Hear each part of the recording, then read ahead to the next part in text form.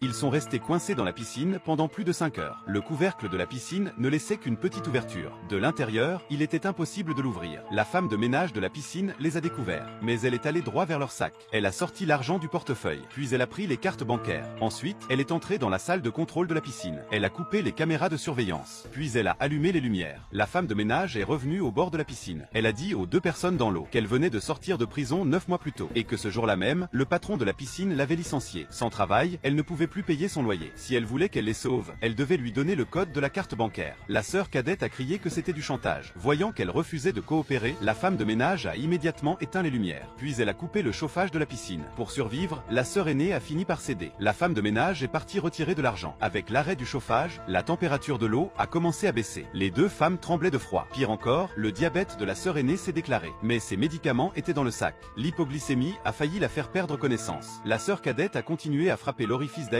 avec un bol en plastique. En réalité, la femme de ménage était déjà revenue. Elle écoutait leur conversation en cachette. Mais elle n'avait aucune intention de les libérer. La sœur cadette a frappé le couvercle avec frénésie. Elle a crié qu'elle lui avait déjà donné le code et qu'elle avait déjà pris l'argent. La femme de ménage a répondu froidement qu'il n'y avait que 80 € sur la carte. Même pas de quoi se coincer entre les dents. Puis elle est partie.